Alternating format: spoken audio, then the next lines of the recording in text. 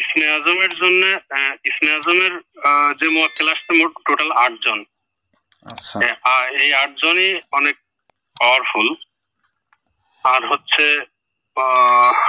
ওই দৃষ্টি খোলার জন্য যে এটা করা হয়েছিল ওইটার জন্য আসছে হচ্ছে 3 জন। আর এই বড় আমলের জন্য আসছে হচ্ছে 80 লক্ষ। তা 80 লক্ষের মধ্যে তো যেটা 70 লক্ষ সবসময় ইনস্ট্যান্ট শরীরের সাথে মিশে থাকবে বললো, আর 10 লক্ষও থাকবে। ওই 10 লক্ষ অনেক সময় থাকবে অনেক সময় থাকবে না, এরকম হয়তো বা যেটা বললো। আমি বিস্তারিত অতদূর বুঝি নাই। তো যাক, তো যেটা বললো আল্লাহ সুবহানাহু ওয়া তাআলার কাছে বেশি বেশি শুকরিয়া আদায় করবেন।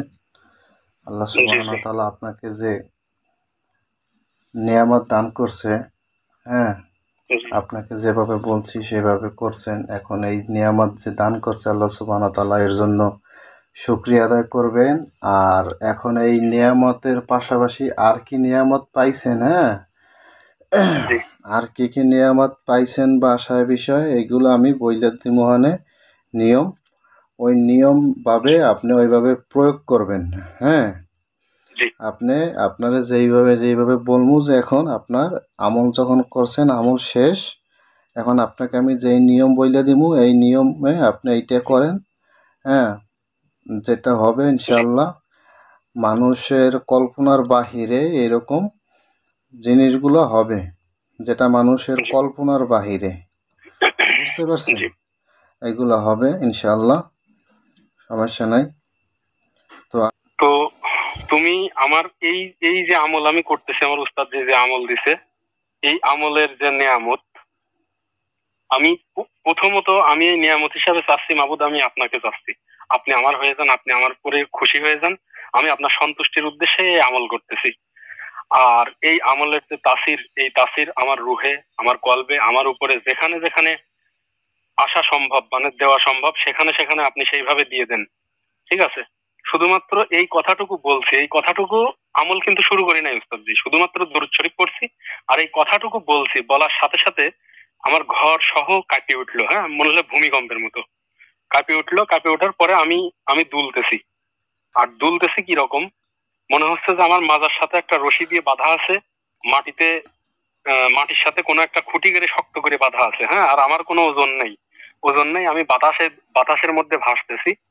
আর মাজাটা এক জায়গায় আছে, কিন্তু আমার মাথা বুক দিয়ে এইভাবে মানে ঘুরতেছে। ওই যে স্ক্রু, যেমন যদি কাঠের মধ্যে কোনো স্ক্রু মারা হয় না, ওই স্ক্রুটা যে প্যাচে ঘুরে ভিতরে যায়, ঠিক ওই প্যাচে হচ্ছে আমি দুলতেছি। সম্পূর্ণ আমল করার অবস্থায় ওই রকম দুলতেছি। আর মাঝে মাঝে আমার শঙ্কা হচ্ছে যে কি হয়ে যাবে কি না হয়ে যাবে।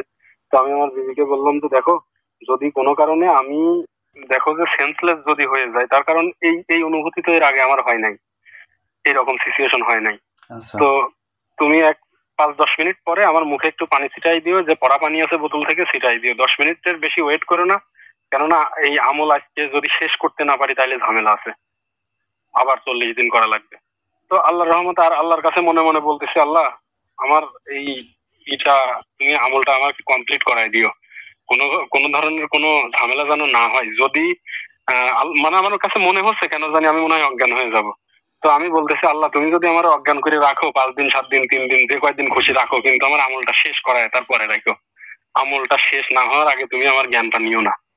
তো আমি বসে আছি, আমল করতেছি, করতে করতে আমল শেষ হয়ে গেছে। কিন্তু আমি আমি কিন্তু এখন পাতলা, আমার শরীরের যে ওজন ছিল সেই ওজন এখন নাই। মানে আমার কাছে মনে হচ্ছে যে আমি বাতাসে ভাসতেছি, কিন্তু আমি হাঁটতেছি মাটির উপরেই, কিন্তু আমার মনে হচ্ছে আমি পাতলা হয়ে গেছি, আমার শরীরের ওজন কমে গেছে।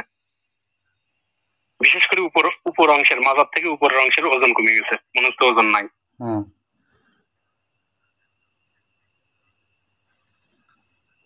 এই ঘটনাটা ঘটছে। আচ্ছা, যাই হোক, আল্লাহ। আর এই আমলটা হচ্ছে যে